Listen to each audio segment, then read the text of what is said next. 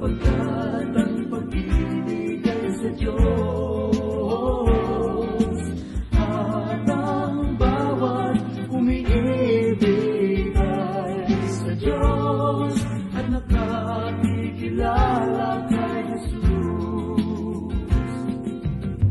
Ang sino mang hindi umiibig ay hindi nakakikilala kay Jesus, sapagkat ang Diyos ay pag-ibig, ang Diyos ay pag-ibig.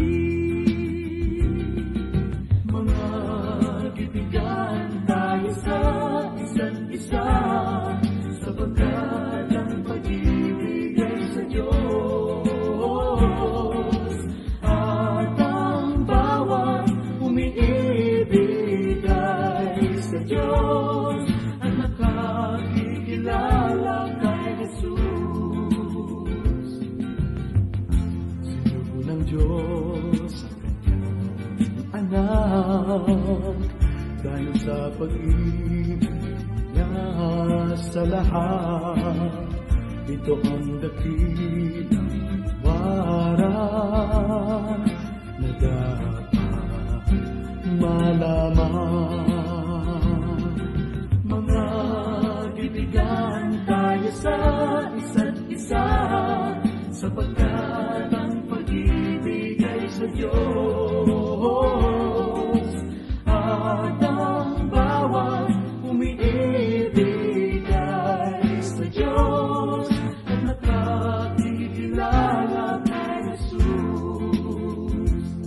Kaya tayo'y magbigayan, mag-unawaan at magpatawaran, at tayo'y sama-samang umawi, magpuri at umibig sa ating Diyos, sa Diyos. Mga kaibigan tayo sa isa't isa, sapagkat ang pag-ibig ay sa Diyos, at ang bawat umiibig ay sa Diyos, at makakikilala kay Jesus. Mga kaibigan tayo sa isa't isa, sapagkat ang pag-ibig ay sa Diyos, at ang bawat umiibig ay sa Diyos, at nakakikilala kay Jesus. Mga kaibigan tayo. Ito na yung last part itong Real Love series natin. After na anniversary, ibang series na yung pag-aaralan natin. So last time, tinapos natin yung tatlo. Real love rejoices in the truth. Real love bears all things. Saka real love believes all things. So ngayon, panghuling tatlo sa pag-aaral natin, and after this, tapos na tayo. Dito pa rin tayo sa real love. At ang pag-aaralan natin ngayon ay una, real love hopes all things. Kung meron mang isang word na meron ngayon na magbibigay ng positive outlook ang tao sa buhay, oo nga naman, isang word lang, hope, pag-asa. Through that one word, hindi ka mawawala ng pag-asa. Through that one word, kung ano man yung kalagayan mo ngayon, hindi ka matatapos sa nangyayari sa iyo ngayon, kundi meron ka inaasahang something better. And that is hope. Meron ka kasing hope or pag-asa. Napakalaking bagay kasi nung tinatawag na pag-asa. Meron kang inaasahan. Di ba? Mahirap yung tao, mahirap mabuhay sa kawalang pag-asa. Yung bang kung ano ka lang ngayon, yan ka na. Of course, alam na natin, meron tayong contentment. Pero alam din naman natin kung meron pang room for improvement na nilalaan ng Diyos sa atin. At of course, yung pong room for improvement sa buhay, hindi siya natatapos, hindi siya kailanman napupuno or lumiliit. Kung tutusin, palaki pa nga ng palaki yun eh. Yung bang merong room for improvement na habang ini-improve mo yung sarili mo, ginagawa mo yun ng kasama yung contentment. Yun ang pinag-usapan natin. Hindi yung tipong, ba't kailangan pa mag-improve? Hindi ko pa naman kontento sa meron ka ngayon. Mali yun. Maling pananaw patungkol sa contentment yun. Tayo, meron tayong contentment, but still, naniniwala tayo, merong room pa rin for growth, for everything. Mas mapapaina mo pa yung buhay mo, mas mapapaayos mo pa siya, mas mapapaganda mo pa siya, because you believe and you hope. Meron kang pag-asa, meron kang inaasahan. So yun ang kagandahan ng word na hope o pag-asa. Ano man yung kalagayan natin ngayon, hindi pa yan yun. There is something more coming. Anyway, Christians tayo, we know, all things work together for good to those who love God. Diba? Ang lahat ng bagay ay magkakalakip-lakip for the benefit ng mga anak ng Diyos. And that is hope. Ano yun? Sandigan natin ng pag-asa. No, kasi we love God at dahil nga mahal natin ng Panginoon, that only signifies na God first loved us. Na since God first loved us, He called us, He predestined us, He elected us, we're going to heaven. Kaya nga, if God is with us, who can be against us? So sa isang tunay na Kristiyano, hindi nawawala yung pag-asa. Kaya nga, di ba, minsan ng kadalasan, I don't know kung nakukulitan ng mga kapatiran, lagi ko rin sinasabi, kasi nababanaag sa mukha sa kilos, sa pananalita, sa paano kang namumuhay, mababanaag kasi kung nawawalan ka ng pag-asa o hindi Di ba? Di ba, lagi natin sa pag-aaral na magiging questionable kung isang Kristiyano kinitil niya yung sarili niyang buhay. Of course. Ano ibig sabihin nun? Kapag kinitil ng tao ang sarili niyang buhay? Kasi hindi talaga siya tunay na Kristiyano. Yan. At kung hindi siya tunay na Kristiyano, hopeless. Di ba? Hopeless. So, sabi niya sa ating teksto, this flows out of the previous statement. Sabi kasi sa previous statements, real love believes all things. So, kung naniniwala ka sa lahat ng bagay, ibig sabihin, ikaw yung tipong napaka-positive mo. Hindi ka pessimistic. You believe. No, you believe. Yung pinag-aralan natin last time, alam po hindi kasi madali para sa ibang tao yung maniwala, yung mag-believe Of course, yung to believe all things, pasok siya sa pinag-usapan natin, the Lord. No, naniniwala sa lahat ng ginagawa ng Diyos. Mukha mang negative o positive siya sa mata mo o sa karanasan mo, still, you believe God is working behind, diba, sa mga bagay na ito. So, because God is working behind, you believe that, you also hope all things na ano man ito nangyayari ito sa buhay ko, Lord, I know one day, makikita ko yung reason kung bakit mo hinahayaan na mangyari siya. Walang kinaibahan yan. Halimbawa, ibigay ko example nung, di ba, minsan napagkwentuhan natin yung prayer meeting yata noong 1997, kung hindi ako nagkakamali, nataon siya ika-100 anibersaryo ng Pilipinas No, 100 independence yata yun or pagkakabuo ng Pilipinas. Nasa Jeddah ako noon pero yung mga panahon na yun dito sa Riyadh, nagkakahulihan noon. Yun yung desert drop na tinatawag, pinangunahan ng mga Amerikano. Ang mga ginamit naman, yung mga Asian Christians. Kaya nung magkahulihan, hindi naman sila nahuli, yung mga Amerikano, kundi yung mga Asians na mga ginamit nila para mag-drop ng Bible sa mga mosque, sa mga bahay. To make the story short, nagkahulihan. Ngayon, maraming kapatid siya, may trabaho, may pamilya dito, nandito ang kabuhayan. No, ang mga nakasama doon na kasama natin sa Word of Life dati, si Kuya Pastor Ben Kahusay, si Elizabeth, si Ate Beth, di ba? Kasama niyo sa ospital yung araw. Nung mapauwi siyempre si Kuya Ben, kasama yung asawa. Hindi lamang siya, si Pastor Gali. Maraming mga taga day by day, mga pastor na sumama sa desert drop. O kung hindi man kasama, yung pangalan nila nandun sa listahan sa computer, nung ma-check, lahat ng mga nandun, pinauwi. Ngayon, bumalik tayo kay inaraw daw natin example na sinasabi ko kay Pastor Ben Kabusay. By that time, I believe, medyo nahirapan din yung mag-asawa. Kasi andito ang kabuhayan nila, nasa Saudi Arabia. Dito sila kumikita, may edad na rin. Like, paano by that time? Even by that time. Biglaan. Oo, di ba? Biglaan pati. 1 week lang ko na nagkakamali nung araw. Ang dinig ko, in 1 week, kailangan niya empleyado nyo na yan, mapauwi yan. Kasi isipin mo, di ba, Saudi Arabia, cradle of Islam, magdadrop ka ng Bible kung saan-saan. Para mo silang pinagsasampal kasi nun kaya galit na galit sila. Kaya in 1 week, kailangan mapauwi niya yan. Kung sino man yung kafil nila, kailangan mapauwi niya 1 week. No, imagine that. Anyway, so mahirap, di ba? Mahirap, nandito yung kabuhayan na, may mga pamilya silang binubuhay. Pero sa naging kaso ni Pastor Ben Kabusay, nakita ko, mas pinagpahala siya ng Panginoon financially, business-wise sa Pinas. hindi dito. Imagine, kung nandito si Pastor Ben Kabusay, maaaring hindi lahat ng mga naipundar niya ngayon, nakapundar na. So, yun yung pinag-usapan natin. All things work together for good to those who love God. Napaka-negative nung naging kapamaraan ng Lord, pero napaka-positive ng effect. No? Yun yung hope natin na, Lord, maaari kong buhay ko ngayon, kandahirap, no? Ang sahod ko, pababa ng pababa, ang mga bilihan, pataas ng pataas, at marami pang mga ganyan mga klase ng circumstances.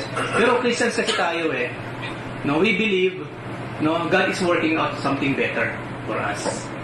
Because we hope. Meron kasi tayong pag-asa, yun ang kaibahan natin. Okay? So our faith in God's grace means we can believe that human failures aren't final. Yes, we fail. Lagi tayo nagpe-fail, each and every time, each and every day.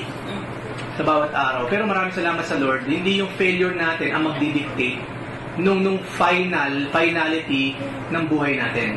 Imagine kung yung failure natin ang siya magdidikta kung ano yung pupuntahan natin in the future. Wala. Isa sa atin dito, walang tagumpay.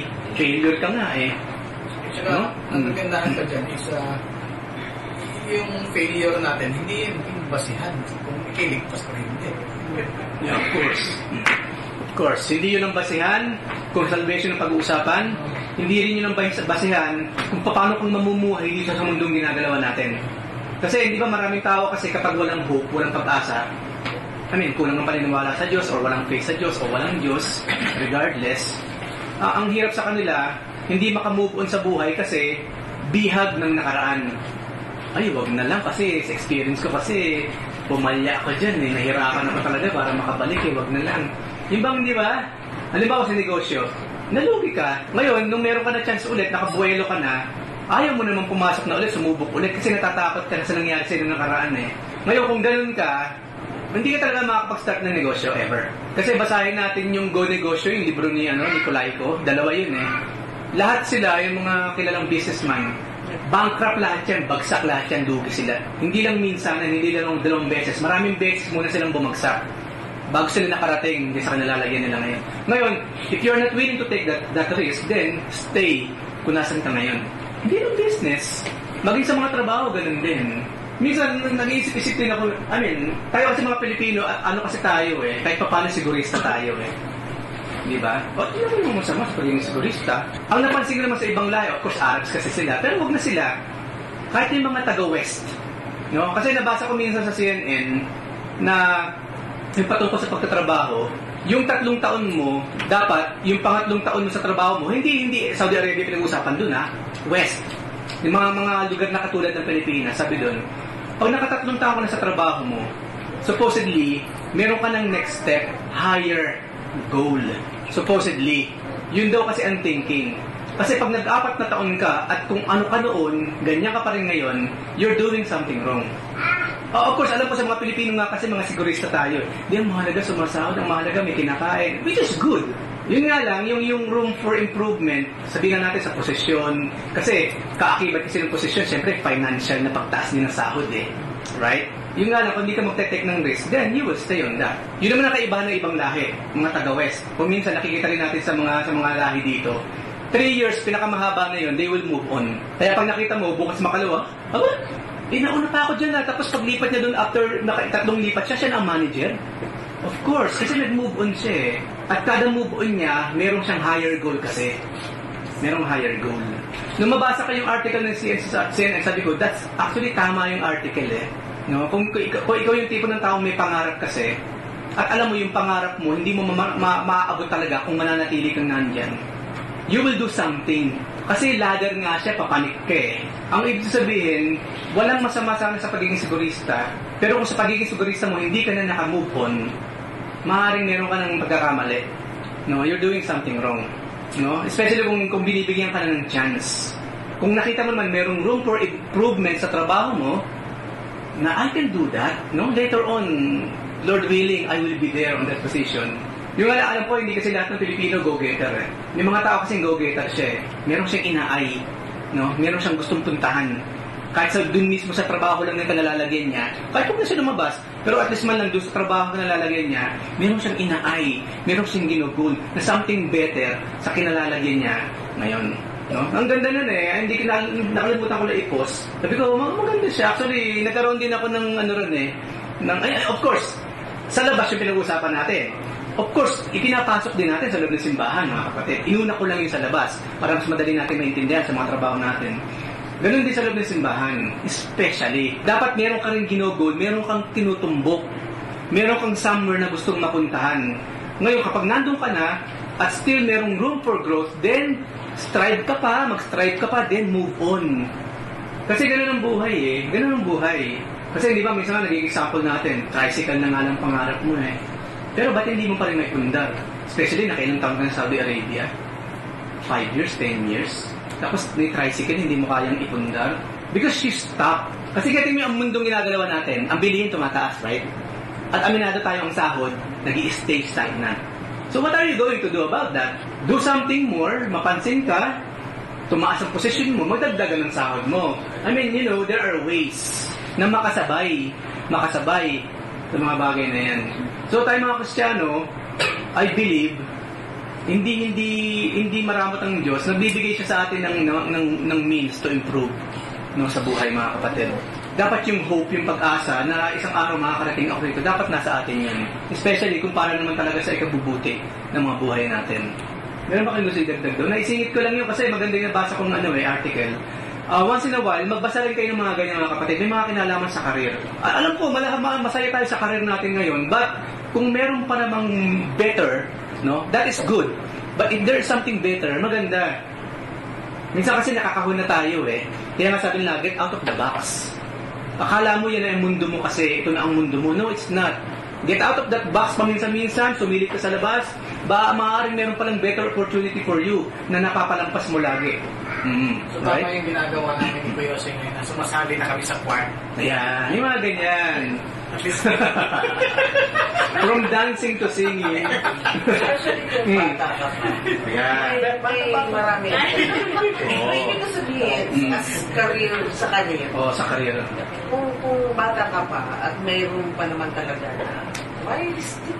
Oo nga. Kagaya namin na mag-dual citizen. Bayaan mo na ang gawin ka. Yung mga bata, bigyan ng pagkakataon. Di ba? Cyrus, narinig mo. Natawa ako na merong kapatiran ng tagal na yung sa trabaho niya, 25 years. Minsan na nagkakantuhan sila. Kapag nalaman nung bagong dating ni ng mga kaibigan niya, 25 years ka na dyan? Maawa ka naman doon sa mga bata. Bumaba ka dyan, yung mga bata naman na magtrabaho. Bigyan mo naman ng chance yung mga bata. Yung mga biruan ba nila, yung mga matatanda? Diba? 25 years ka na pala dyan, bigyan mo naman ng chance tong isa. Bumaba ka dyan, siya naman na magtrabaho, ang kumita or what. So, career, ano yun? Meron gusto kasalta ba? Ano yun? Cyrus na yun? Kasi spiritual, church-wise, saka career-wise, maging ano rin tayo mga kapatid, maging go-getter tayo. Go-getter tayo dapat. Hindi ko sinasabing tumanda ka na dyan sa posisyon mo, tapos yung sahod mo ganyan pa rin, walang nangyari or walang kwenta. Hindi ko sinasabi yun. Kasi kanya-kanya rin yung circumstances ang buhay. Kanya-kanya. Ang sinasabi nga lang natin, true wisdom na galing sa Lord, kung hindi ka naman inside your box, outside the box ka paminsan-minsan, at nakita mo ba, pero walang opportunity, bakit ako nagtitiis dito? Try your best. Maging go-getter ka. Hindi passive. Kasi kung paano sa simbahan, hindi uubra yung passive Christian. Hindi rin uubra sa labas yung pagiging passive employee. Hindi ka magiging manager kung hindi mo ine-aim maging manager sa opisina in the first place. Hindi ka magiging supervisor kung hindi mo ine-aim na maging supervisor. That's my point. No, that's my point. Okay? So real love can hope because of what can do in a person's life. Siguro minsan i-share ko sa inyo yung yung article na yun. Maganda kasi siya, eye-opener siya. It wouldn't make sense to think that Paul was asking us to hope indiscriminately any more than he could be asking us to believe without discernment. But of all people, only those who trust in God, in the God of the Bible, have a sound basis to be loving and hopeful in this present world. Hindi natin sinasabi may pag-asa tayo. Wala na. Kasi yun ang itinuro naman Di ba? Habang may buhay, may pag-asa. General na yan kaisipan ng tao, kasabayhan Di ba?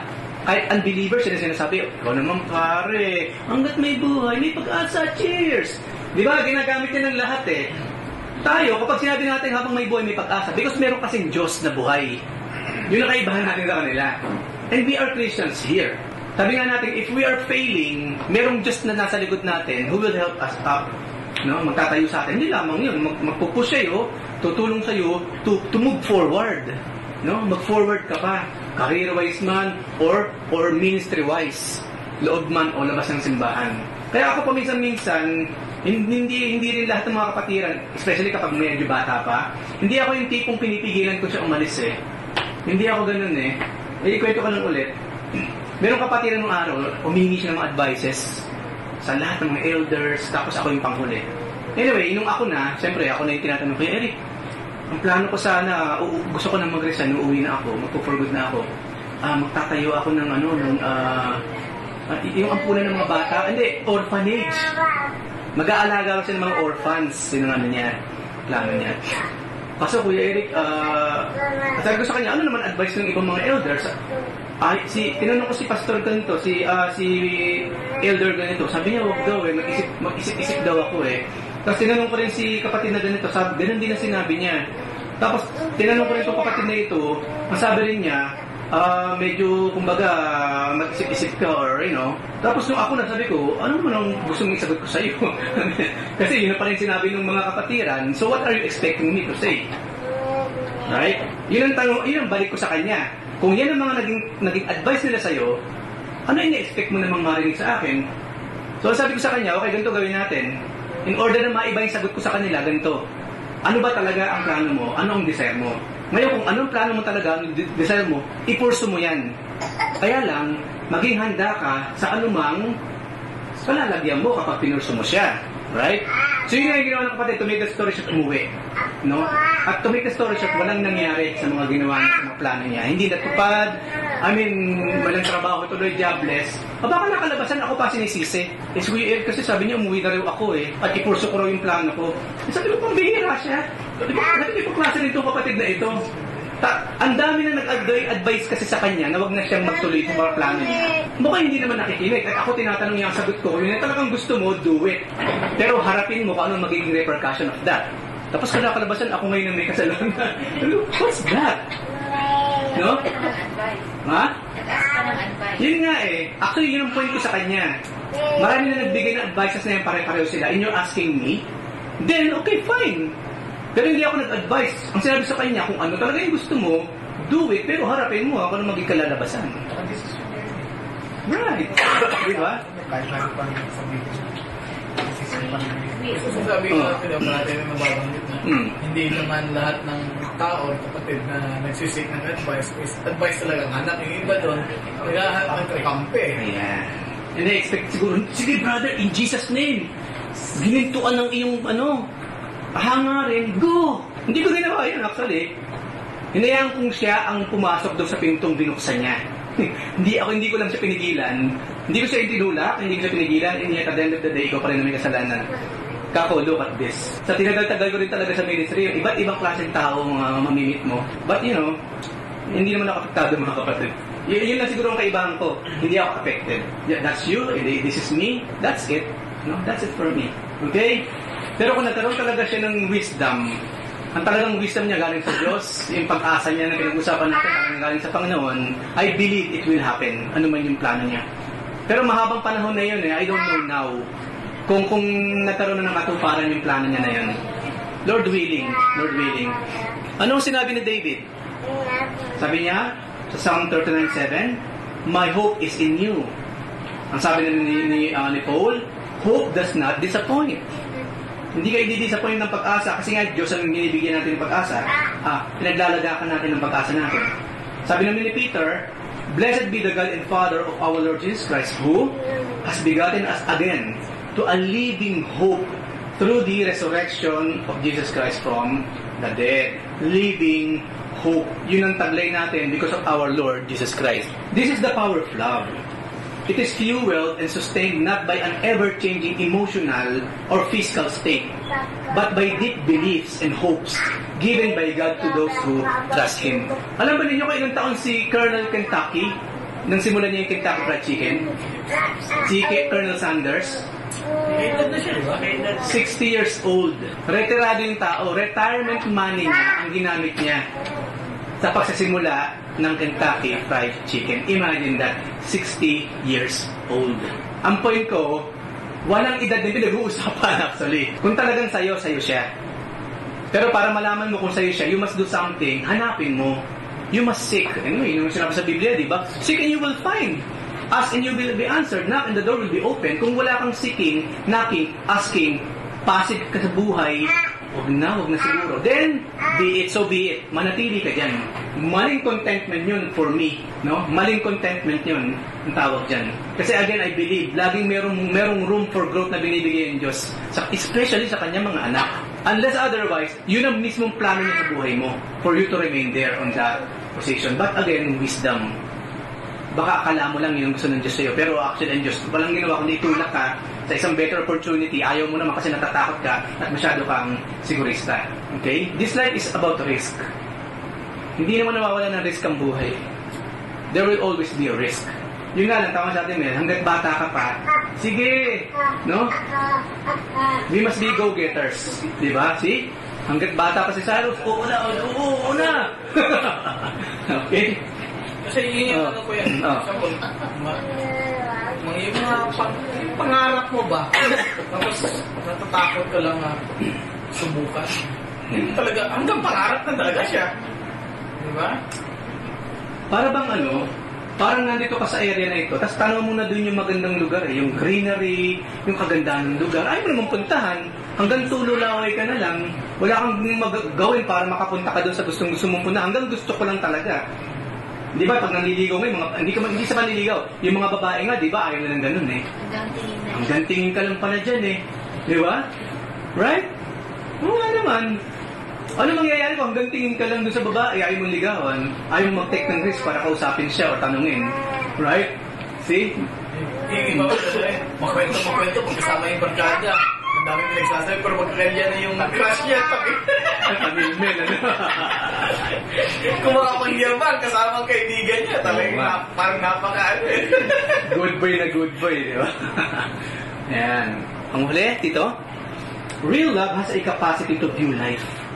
Nakikita ang buhay and live it with a refreshing optimism because of Christ in you, the hope of glory.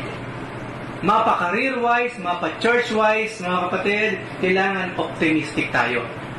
Punong-puno ka ng pag-asa sa buhay because of Christ. Kasi anak ka ng Diyos eh.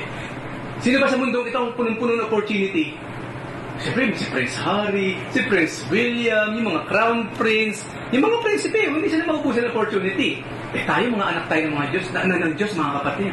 We are royal priesthood, a holy nation, God's own peculiar people. Sons of God, daughters of God. Ano pa ba ng opportunity yung pinag-uusapan natin dito? Yes, we have. Lots of opportunity. Minsan, kapag may, mag-pray kayo, tapos magkaroon din kayo ng reflection sa buhay, Make it a point mga kapatid, you are pursuing your dream. Na ginagawa nyo lahat para marating yung pangarap nyo. Don't be passive. Kasi meron akong mga kakilala, umaabot sa middle age crisis, wala man ang narating ba? Yung bang nakatapos naman ng pag-aaral, nakadiploma naman, kasi hindi ginamit, hindi naging go-getter, hindi pinupursu yung mga dreams kung meron man siya. Pero yung buhay na, nasa bahay lang, nanonood-nood lang, pag kinausap mo, masungit pa, napaka-defensive. Middle age crisis ang tawag doon. Ngayon, hindi natin alam kung kailan ang middle age crisis natin kasi hindi mo alam kung kailan ka mamamatay. Kung 120 years ka mamamatay, then 60, nasa middle age ka na. Eh kung hanggang 80 ka lang. 40 years old kalahati mo yun. Supposedly, meron ka nang narating. Pursue the dreams. Pursue it. Don't be passive in life. Maaaring yan yung isa sa kaya lang baka medyo hindi lang kasi maipaliwanag maigi ng ibang mga kapatid. Minsan ang dating naman sa atin, masyado tayo materialistic. Maaaring hindi lang kasi maipaliwanag maigi. Maaaring ang point lang nila, pursue the dreams na inihanda ng Diyos sa'yo. Kasi may part tayo eh. Si Joseph ba magiging second in command siya ng Pharaoh? Kung yung kanyang attitude sa kanyang character, hindi rin naman lapat sa mga planuhin ng Diyos sa kanya. Lapat eh. Di ba? Lapat kasi eh.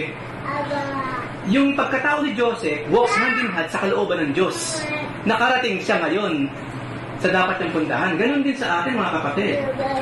Kalooban ng Diyos, sabayan mo ng karakter mo, attitude mo, Di ba? Nung sipag mo sa buhay, ng iyong determination, and you will be there. Makakarating ka doon.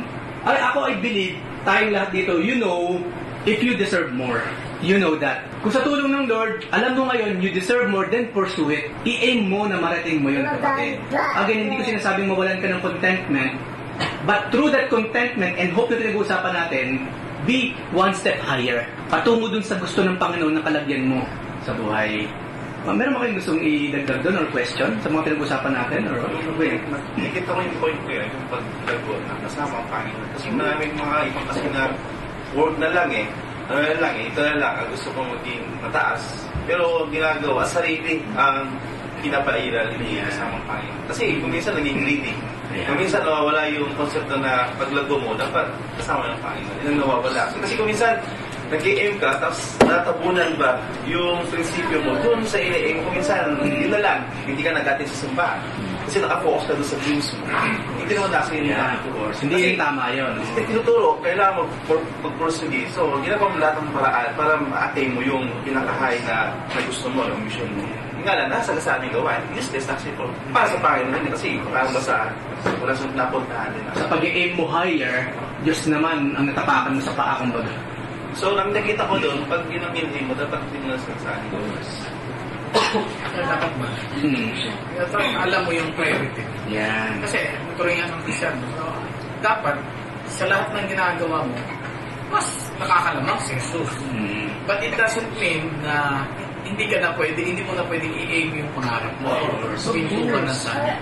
Ako, I believe, kasi di ba ang Diyos kasi parent natin siya, magulang natin siya. Kung tayo mga magulang, ang gusto natin sa mga anak, yung pinakatagumpay, sige anak, no, kung diyan ka magtatagumpay, susuportahan kita, right? Masaya ka sa tagumpay ng anak mo. Ganun din ang Diyos sa atin, siyempre. Anak niya tayo eh. At gustong-gusto natin yung mga anak natin, nag-i-aim kayo sa buhay. Lagi, paglaki ko, magiging doktor ako. Hindi mo tuntua ka? Di ba naman anak, mahirap lang tayo. Pwede ba albularyo na lang? Iba naman kasi ganun, sinasakal ka agad yung pangarap ng bata eh. Malay mo naman kung kapag magdodoktor na, bigla na lang, di ba? Meron pang pera para ang gusto or what. I mean, ganun ang Diyos. Ganun siya. Ganun ang Panginoon sa atin. Dagdag ko lang po kuya. We are aiming higher, like for example, in our chosen field, sa ating mga trabaho ngayon. But you have to stick on your aim, on your goal. But then, don't be sure to yourself that don't drop other goals, just aim that position. Wala kang hihilahin pababa para tumaas ka. Yes. Kasi yung mga nalulunod ganyan, di ba? Para makapunta sa surface, iba naman nahihilahin sa ilalim na ibang lulunurin nila. Okay? Just to be on that position, kailangan makakata. Yeah. Of course. So sabi dito sa susunod natin pag-aaralan, nga pala, sa pangarap natin, isama natin ang Lord. Kailangan, pag nangarap ka, andun ang Diyos sa pangarap mo. Kunyari nangangarap ka mag-Canada. Na habang pinapangarap mong Canada, yung pagpapala ng yelo, nandun ang Panginoon. Sa Canada, nandun siya. Di ba? Yun ang tamang pangarap. Di ba? Kasama mo ang Diyos, nandun siya, kumbaga. Kasama siya sa pangarap mo. Tatayo ka ng negosyo or what? Sabi sa 1 Corinthians 13:25, yung tatlong lalaki, Faith, hope, and love. I think it points to God. Lahat ng ito. We have faith in God. Yeah. Not faith in other people or other things. We have hope with God. In God. Okay. Doon tayo humuhugot. And then, love with God. Love with God. Amen. Yun ang mga ingredients. Tapos yung pinag-uusapan natin hope, parang pag iniisip ko, ingredient naman kasi ito ng faith eh. Diba pag sinabi sa Hebrew 11, Oo nga naman. faith is confidence in what we hope for. Yan. Amen. Diba? Confidence in what we hope for. Kasi ano ba yung hinahope natin? Hindi lang naman dito. But of course, nakasama ng ating Panginoon. Yun talaga yung greatest hope natin. Tama. Although yung may mga failures tayo dito, may mga setbacks, may mga Failures or what? It's talaga yung natin eh. Hope natin. Tama. Actually, napakapayak ng sinabi ni Kuya Jose, hindi mo masasabing faithful ka kung wala kang pag-asa. Kasi kaya ka punong-punong pag-asa because of your faith in the Lord. Oo nga naman. Kaya kung ikaw yung tipong Kristiyanong pessimistic, nagre-reflect yun sa faith na meron ka. Oo nga naman. Wala kang trust sa Diyos. Especially kung pinipray mo naman talaga, nasa yung lahat ng kaalaman, tapos ayaw mo pa rin, lahat ng resources, opportunity na talaga siya, kumakatok sa'yo, ayaw mo pa rin. Then, nagre-reflect yun sa faith natin sa Lord. Again, be wise sa bawat hakbang. Anyway, sinabi naman sa aklat ng Proverbs, di ba? Tayo nagpaplano, pero ang Lord ang nagagabay sa bawat hakbang na ginagawa natin. Again, hinay-hinay basta kanunay. Slowly but surely. Why slowly? Kasi malay mo may mga tibo dyan, may iwasan mo siya. Slowly but surely, na hindi ka matitibo along the way. Okay? Walk circumspectly. Real love endures all things. So kung meron kang pag-asa, meron kang faith, meron kang love sa Lord, of course, you must endure all things. Paul concluded his description of love where it began in verse 4. Love suffers long. Natapos din siya sa love endures all things. The difference between that first usage and this one is found in the words Paul chose to describe this wonderful element of real love. With the insight that the secret of real love lies in right beliefs and hopes. Dapat tama muna ang paniniwala mo patungkol sa Diyos at meron kang pag-asa because of that. Paul has given us a basis of saying love endures all things. I-endure mo lahat, okay, kung meron kang pag-asa doon sa pinanampalatayanan mo, and that is God. In verse 4, the Greek word focused on suffering long. In the face of mistreatment at the hands of other people without becoming resentful. Yung pala yung tinatawag na suffering long, hindi ka gumagante. Mahirap to. No, kaso yun ang real love eh. Kaya ang sabi ng Panginoon, kapag sinampal sa kaliwa, kaya mo pang ibigay yung kanan. Kapag hiningi yung balabal mo, maibibigay mo pa yung isa pa. Pag sinabing tumalon ka ng lumakad ka ng 1 milya, makakalakad ka ng 2 miles. Yun daw ang Kristiyano, ganun daw tayo. Kasi meron tayo long suffering na tinatawag, we endure. Here, the emphasis is on how we respond to life in general. Itong endurance. Pag ako nagpe-pray mga kapatid, kasi minsan kasi papipiliin ka rin ng Lord eh. What do you want? What do you need? Strength or endurance? Ako, ang personal prayer ko lagi endurance. Endurance ako. Yun ang hinihingi ko lagi sa Panginoon. Because proven na natin ang buhay na ito eh. Ang kailangan mo yung magtagal sa bawat dagok, bawat changes sa buhay na kinalalagyan natin. Endurance. Of course, humingi tayo ng strength. Kung pwedeng dalawa, Lord, maraming salamat. Strength and endurance. Pero kung isa lang kung pwedeng mong piliin doon na dalawa, ako personal choice ko lang endurance. Yan ang ko. Ang prayer ko lagi sa Lord. Give me endurance. Love doesn't give up. It doesn't quit. It doesn't walk away. It perseveres in the face of pain, knowing that the goal is worth it. Imagine the Lord Jesus Christ. Di ba, hindi mo na maipaliwanag na hirap yung dinanas niya eh. Mula Gethsemane hanggang sa nasa Golgotha na siya. No, pero yung goal niya doon, hindi pa yung mismong hirap papunta doon. Yung pang ipapakos sa krus at mamatay. Sino sa atin ang gagawa ng ang gusto kong goal? Mahirapan ako ng todo at mamatay because of that. Walang pipili sa atin ng gano'n. Pero yung Lord, yun ang ginawa niya eh. No? Imagine that goal. Tayo kasi anong goal natin sa buhay? Magkaroon kami ng mariwasang pamumuhay, ang mga bata maging tagumpay. Di ba ganyan ang mga goal natin sa buhay eh? Wala sa atin mga ngarap ng gano'n. Gusto ko, magkandahirap kami. Ang goal ko sa buhay, masira ang pamilya ko, tapos magkamatayan na kami isa-isa. Wala, di ba? Walang mag-iisip na gano'n, syempre. Pero ginawa na ng Lord yun for us. Imagine, ikaw ba tatakbo ka pa ba naman sa karera na pagdating mo sa dulo, ipapako ka kasi? Sino gagawa ng gano'n? Hindi na lang. Umaga, sali ka sa karera? Oh, sige, maganda yan. Exercise. Ano nga pala ang price? Pupuguto ka ng ulo pagdating mo sa dulo. Hindi ka papayag, syempre, ng gano'n. Ayaw mo ng gano'n. Pero si Jesus Christ, alam niya eh, nang ipanganak pa lang siya, hindi lamang ipanganak in the flesh. Habang siya kasama ng Ama in glory, no, dun sa ever glorious fellowship of the Holy Trinity, alam din niya yun eh, magiging papel niya. And yet, pinursu pa rin ng Lord. Why? For us. Hindi ka panipaniwala kung hindi ka naniniwala ng Diyos Jesus.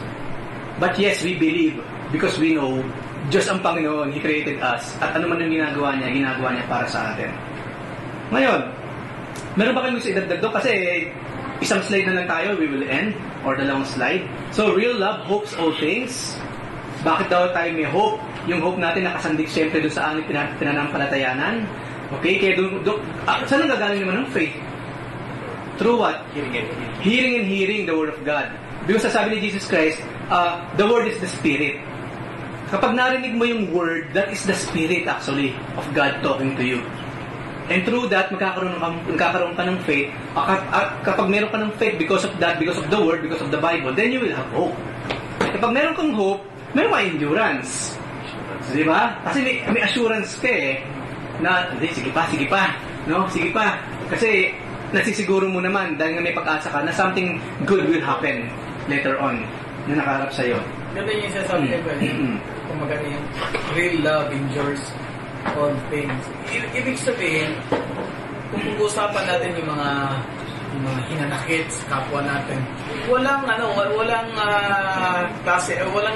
sitwasyon na gano'n na hindi kayang tapatan ng pagmamahal o hindi kayang maresolba sa pamamagitan ng totoong pagmamahal. Kaya anong klaseng circumstansya ang naglagay sa inyo sa sitwasyon na yan, tapos nagkasiraan kayo o nagkaanohan kayo, nasaktan niyo yung isa't isa. Pero kung mangingibabaw ang pagmamahal nang galing sa Diyos, hindi posible na hindi maayos. Sipin mo, no, minsan ka lang mabubuhay sa mundong ito tapos puro sa hinanakit pa or nakakatawalan ng gagawin mo, no? Minsan lang eh. Ito na nga lang maghapon na ito, mula gumising tayo hanggang mamaya mag-alas 12. After this is forever gone. You know? Hindi na babalik ang ngayon. Hindi na babalik especially yung kahapon. At hindi pa naman natin alam kung anong mangyayari bukas. This will be forever gone. Tapos i-spend mo pa yung maghapon mo yung the rest of your past life hanggang sa araw na yun, sa sama ng loob or you know. Tapos at the end of the day, sabi mo, napaka-unfair ng Diyos. Hindi kanya binigyan ng buhay ng maayos or what? Samantalang actually, malaking kinalaman mo sa buhay mo. Yung pang isa, ang may hawak ng buhay natin, Diyos kasi, hindi naman tao eh. At habang hawak ng Diyos ang buhay natin, meron tayong part for that life na gusto ng Diyos sa atin. So kung ano mang buhay meron ka ngayon, no, una, may kinalaman ng Diyos yan. Pangalawa, may kinalaman ka rin dyan. You can always do something about it. Kaya lang minsan kasi nasanay na lang tayo ng pinagkikibig-balikat na lang. Hayaan mo na yun, nasanay na naman ako ng maraming galit sa akin. Sanay na naman ako ng lagi akong galit sa kanila. No? Nabubuhay naman ako kahit meron naman hindi pinapatawad. Yun ang problema kasi dun eh. Tinanggap mo na lang siya eh. Yung mga bagay na hindi dapat tinanggap mo na lang. Hindi tama yung ganun. Hindi tama yung ganun. Ang laging gusto ng Panginoon sa atin yung the best this life can offer. Ano sinabi ng Panginoon? Sabi niya, I came to give you us life, to give you life and have it to the full. Have it abundantly. Sa Tagalog, ano sinabi doon? Bigyan ka ng buhay na masagana at kasiyasiya. Isipin mo yun, masagana na, kasiyasiya pa. Yun ang gusto ng Diyos sa atin. Ngayon kung hindi nangyayari sa atin yun, again mga kapatid, hindi na Diyos ang nagkulang. Kasi ano man kasi ang kalooban ng Diyos, wala naman pwede bumali doon, it will happen. Kaso nga nabitin din siya because of us. Tayo rin na may kasalanan. We can do something about it. Kasi sino mang bibigay sa atin ng nakapangyarihan to do something about it? Diyos din naman. Kasi sinabi ng Panginoon niya na bibigyan kita ng ganung klaseng buhay. Hindi naman ibig sabihin na, don't worry, hindi mo mararanasan yung mga bagay nito. Yung mga hirap. Hindi mangyayari sa iyo na magkakaroon ka ng sama ng loob sa kapwa mo. Hindi. Binanggit ka ng ating Panginoon kasi total package siya. Pero kaya pa rin na, in spite of those circumstances na may experience natin, yung kapighatian na yun, still, ganun pa rin ang gusto ibigay ng Diyos. At kahit pa hindi mo nagampanan yung sitwasyon na yun at ginawa mo yung best mo, as ka yung promise naman dyan. Mayroon ka nang palasa sa taas. Hindi kasi sa hindi ka lugi-lugi. Walang kalugi. Win-win talaga. Super duper win-win situation ang isang Kristiyano. Okay? Ay, tanong ko lang sa sarili, why do we have to endure all things? Then naisip ko yung eksena sa Genesis. Okay. Diba? Ang plano talaga ni Lord, nung ligay niya sa libutan, kasaganaan, paradise. Kaso, mat ko. Ayan. At nagbigay siya ng curse. Ayan. Kaya naman, kumbaga yung pain, yung hirap ng buhay, hindi na mawawala sa buhay ng tao. Amen. It's constant. Maraming aspect ng life, sa buhay, di ba? Napakaraming pain. Naman. Ikaw mismo, nagbibigay ng pain sa sarili mo, ibang tao, pamilya mo, di ba? So, we really need love. And ito yung mabibigay sa atin ng endurance. based on Tama. Maganda rin sinabi ni Kuya Jose, o nga naman sa sobrang selfish natin, ang feeling natin, lagi na lang kong inaaway, ayaw kong patawarin. Samantala, ikaw naman, ganun ko rin sa kapwa mo. O nga naman, di ba? Kaya kasabi na lang, paminsan-minsan tumitingin tayo sa salamin dapat eh. Sabi sa Book of James, di ba? Paminsan-minsan tumitingin tayo sa salamin. Kasi iba lang kasi lagi natin nakikita eh. Napaka one way kasi ng mata eh. Laging outward eh. Nakikita mo lang yung kahinaan ng mga tao sa paligid mo. Paminsan-minsan tumingin ka naman sa salamin para makita mo sarili mo and you will see na yung mga paratang mo sa kanila actually, paratang din nila sa'yo. No? Kasi hindi rin naman kayo magkaiba. You're doing the same thing. Oo nga naman, no? Yun yung kahalagaan kapag meron tayong quiet time, yung mga pagbubulay-bulay. Kung meron kayong time, kalimutan nyo yung mga gadgets na yan. Umupo lang kayo, umiinom kayo ng kape, basta't nakatingin ka lang sa alapak na ganyan, sa kisame. Pag-isipan mo yung mga bagay na yan, makikita mo rin ang sarili mo eh. No? Marami kang marirealize. Yun yung kagandahan ng tinatag na quiet time. Itong mga gadget na ito, mga kapatid, maging matalino rin tayo sa paggamit dyan. Hindi dapat sa lahat ng oras hawak mo siya. Hindi sa lahat ng oras, sa lahat ng lugar, dala mo siya, hawak mo siya, nakabukas.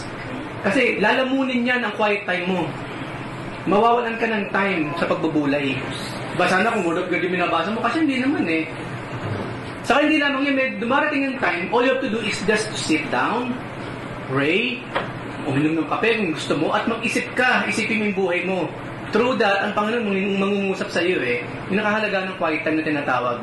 Dumarating siya. At yung marirealize mo, bakit masyadong marami ako reklamo sa kumpanya. Samantalang lagi naman akong late kung dumating sa trabaho. Right? Lagi mo inaaway yung customer eh. Buti hindi pa ako tinatanggal eh. Yung mga gano'n, hindi ko maiisip mo yun eh.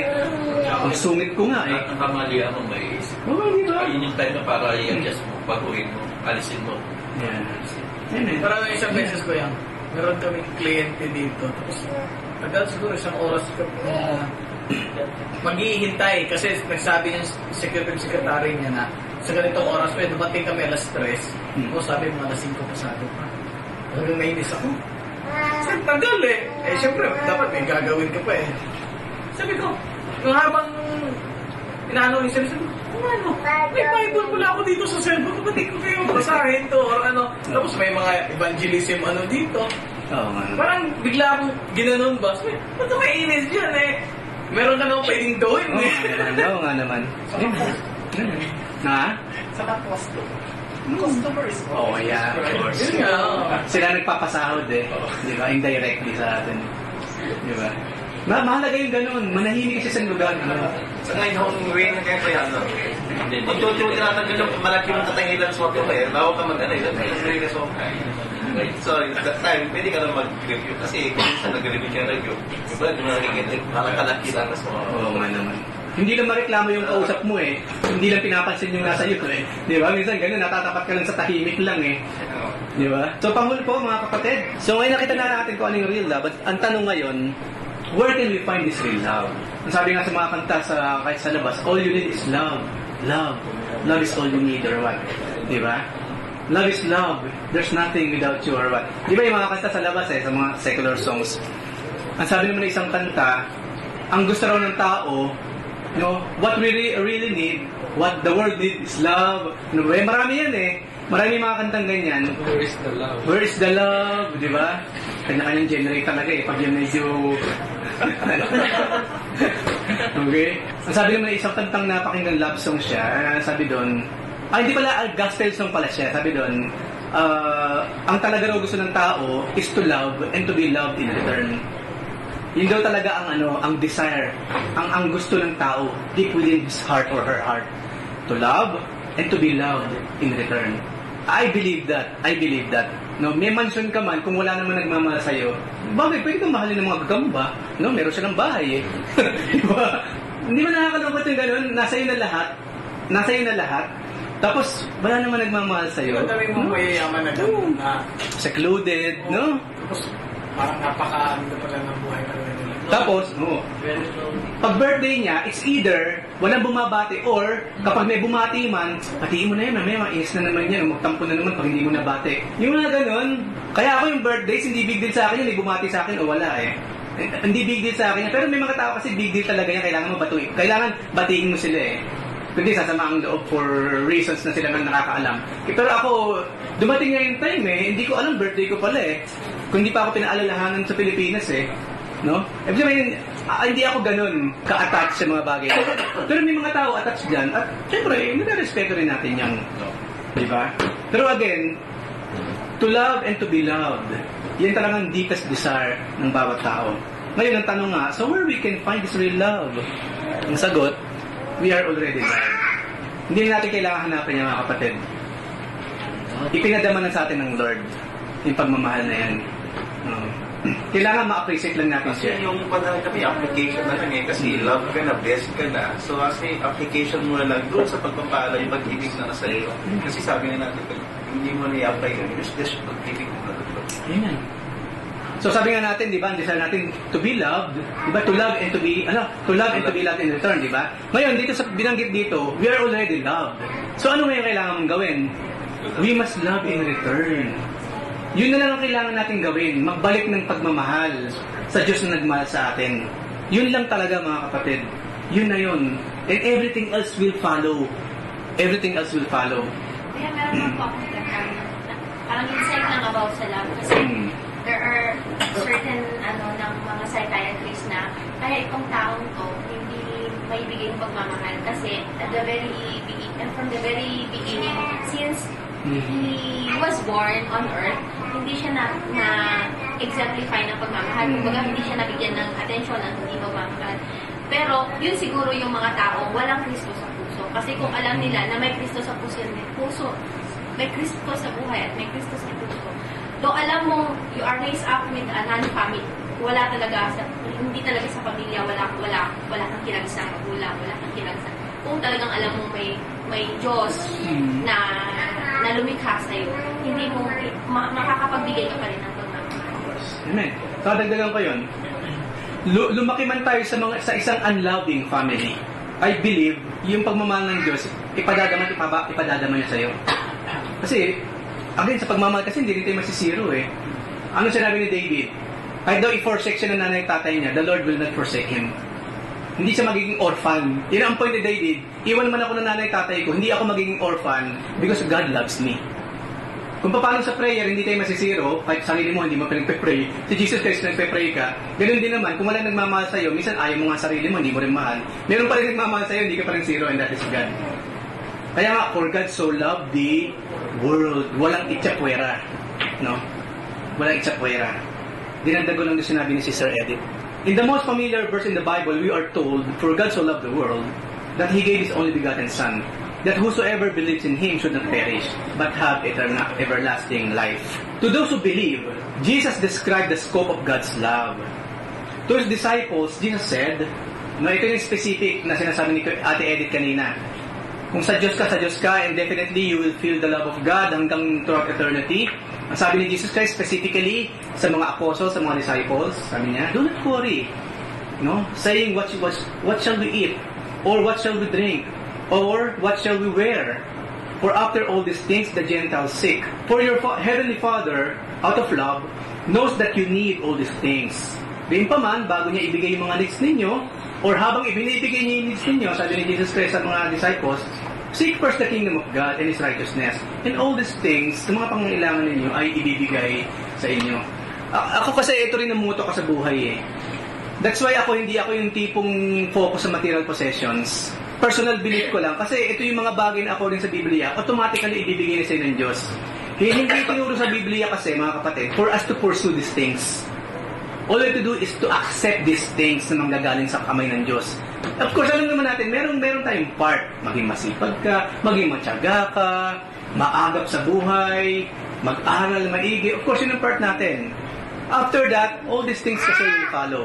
Kasi alam nyo kung bakit ko nasasabi ngayon, hindi lahat ng masipag nagiging mariwasa ang buhay. Hindi lahat ng matalino nagiging mariwasa ang buhay. Right? So sabi ko, kung hindi lahat ng ganun nagiging maayos ang buhay, ano yung kulang? Isa lang, Diyos. Kasi siya ang magbibigay kasi nun Hindi masamang maging masipag, hindi masamang mag-aral. Hindi masamang maging masipag, hindi masamang mag-aral. Pero kung wala kasi ang Diyos doon, katulad mo rin sila na walang tinatanggap mula sa langit. Kaya dapat talaga ng Lord, seek first God. then siya na ang magsusupply niyan. Ano sinabi ni Paul? And my God shall supply all of your needs according to His riches in glory. Maraming verses kasi ang nagsasabi, yan yung mga bagay na automatically on its own darating sa'yo. Kung tayo talaga faithful sa Lord. Pero again, maging masipag tayo, ipakita natin worthy tayo doon sa magpagpapala. Malay mo naman, di ba? Kunyari, nagpipray ka, Lord, kailangan ko ng financial blessing para sa problema kong ito, pangangailangan ng financially. Malay mo naman, yung financial na blessing sa yung Lord, nandyan na siya eh. Hinihintay na lang ng Panginoon for you to be worthy of that. Kapag naging faithful ka, nagtrabaho ka na maayos, then bigla kang may salary increase or what? Kasi sabi sa Biblia, God can never be late or early. He's always on time. Lagi siyang on time.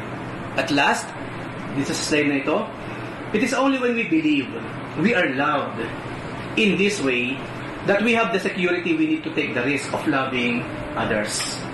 Paniwalaan mo muna na mahal ka niya. Yun nga lang, ang tanong, have you taken the first step of finding love in the person and actions of Christ? Have you trusted Him? Have you believed the Bible when it says Christ died for your sins? That is the starting point. Kasi yung mga ginawa ng Lord, yun yung show of love niya eh. Kung hindi ka maniniwala doon, then nasayang yung opportunity para sa'yo. Acknowledge our sin and our need of Christ, who came to seek and save that which was lost. At kasama tayo dyan. It is in Christ that we find the love of God. And it is in Him that we see what it means to live in the kind of love Paul described. He is the one who calls us not merely to a higher standard, but to let Him live His life through us. Kasi si Jesus Christ, siya yung highest, siya yung the most perfect expression of God's love. So if you miss Jesus Christ, you miss it all in this life and in the life to come.